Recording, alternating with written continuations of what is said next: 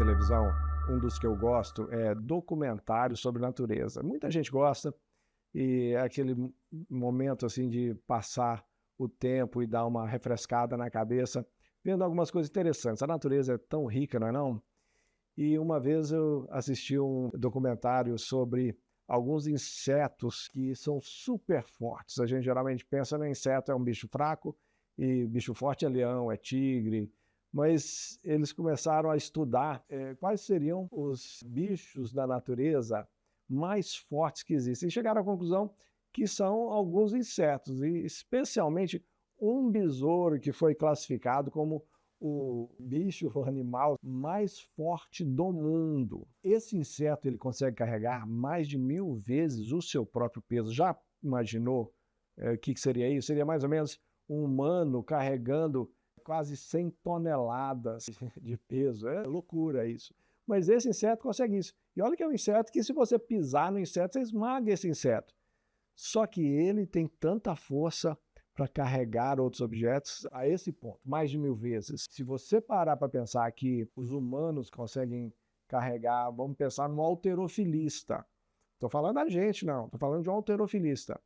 É coisa de 2 vezes o seu próprio peso.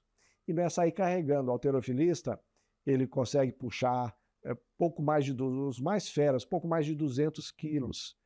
Mas ele não sai carregando 200 quilos. É aquela levantada que ele dá, conta até 10 e joga no chão o peso, porque na verdade ele não aguenta carregar aquilo, ele aguenta levantar por poucos segundos, talvez 2 vezes o seu peso. O cara pesa 100 quilos, vai levantar 250 quilos no máximo. É muito diferente. É muito diferente. É completamente diferente a força física que um bichinho desse tem. Se nós humanos já temos dificuldade para carregar pesos pequenos, e é só você colocar 2 sacos de arroz de 5 quilos cada um embaixo do braço e sair subindo o morro, você vai perceber que a gente não consegue carregar muita coisa mesmo. Se o peso físico a gente já tem muita dificuldade, imagine o peso da alma. Porque, na verdade, as maiores dificuldades da vida da gente não são carregar pesos físicos. As grandes lutas da nossa vida são o peso da nossa alma, as preocupações da vida, as dificuldades, por exemplo, uma dificuldade financeira contínua. Uma coisa é eu ficar sem grana essa semana, uma coisa é eu ficar sem grana 1 ano, 2 anos. Isso vai trazendo um peso para a alma. Um problema grave de saúde que acomete a gente, isso vai trazendo um peso para a alma da gente. A perda de uma pessoa querida, uma pessoa que a gente ama, que acaba cedendo a uma enfermidade, a um acidente, uma coisa de uma hora para outra, o peso na alma, um vício que a gente vai carregando aquilo, que a gente não consegue se livrar, isso vai comendo a alma da gente, vai trazendo pesos que, às vezes, várias coisas dessas, ao mesmo tempo, vão se somando e a vida vira um grande fardo. A centelha de vida da pessoa, muitas vezes, começa até a murchar por causa dos problemas da alma. Não raro nós nos pegamos tendo uma sensação de que nós estamos carregando o mundo. Nós estamos com o peso do mundo sobre as nossas costas. Só que, diferente dos insetos, nós não fomos chamados para carregar as nossas mazelas e os nossos problemas de uma forma independente. Nós temos solução para isso, graças a Deus. Eu quero ler um texto que está lá em Isaías, no capítulo 9, verso 6, que eu tenho quase certeza que você já conhece ele bem. E diz assim: porque um menino nos nasceu, um filho se nos deu, o governo está sobre os seus ombros, e o seu nome será Maravilhoso Conselheiro, Deus Forte, Pai da Eternidade, Príncipe da Paz. Esse texto é um texto de uma profecia de Isaías sobre o Messias que viria. E ele chama esse Messias de termos assim que são fantásticos. Ele fala maravilhoso conselheiro. Tem coisa melhor do que num dia difícil, você passando por lutas, dificuldades, você ter alguém para te dar bons conselhos. Ele chama o Messias de Deus forte. Ele não é um Deus qualquer. Ele não é um Deus inventado por mãos humanas. Ele é o Deus forte. Ele é o Deus que pode todas as coisas, que é um inseto, um besouro que carrega 1000 vezes o seu peso, perto desse nosso Deus. Ele é chamado de o Pai da eternidade. Ele não é alguém que viveu muito, ele não é alguém que tem muita experiência, ele não é nem a eternidade, ele é o Pai da eternidade. Ele é aquele que tem a eternidade nas mãos e que nessa eternidade ele não é limitado pelo tempo. Ele é o nosso Pai dentro de toda a eternidade. Ele não é um Pai que vai morrer de velhice, não. Ele é o Pai da eternidade.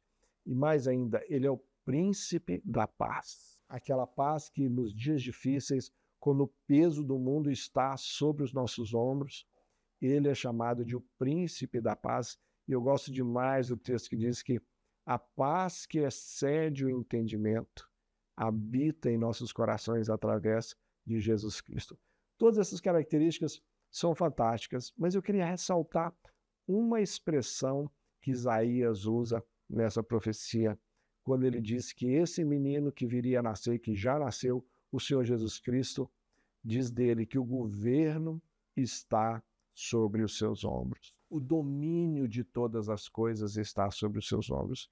Isaías viveu em épocas difíceis de Israel, proximidade do exílio que aconteceu, os impérios, o Egito agredia Israel, os assírios, depois os babilônios, e quando Jesus vem, os gregos haviam agredido, os persas haviam agredido, e agora os romanos, na época de Jesus, estavam agredindo Israel.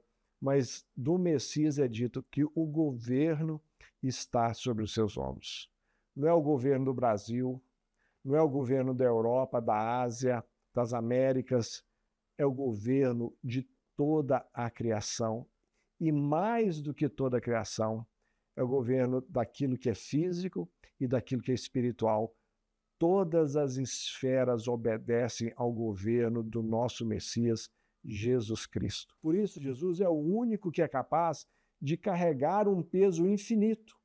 Ele, como Pai da eternidade, ele é capaz de carregar um peso que é infinito, porque ele é infinito, porque ele é eterno, porque ele é o Todo-Poderoso. E ao viver como homem, morrer a nossa morte e ressuscitar para nos dar vida, Jesus tomou sobre si todas as dores. E essa é uma outra expressão da mesma profecia de Isaías, o profeta Isaías, lá no capítulo 53, quando ele fala que Jesus, o Messias, o Cordeiro, tomou sobre si as nossas dores, as dores físicas, as dores emocionais, as nossas mazelas espirituais, ele tomou sobre si. E é tão significativo isso que Jesus mesmo, ele, ao perceber que as pessoas estavam carregando fardos que elas não tinham como carregar, ele disse assim, em Mateus 11, versos 29 e 30,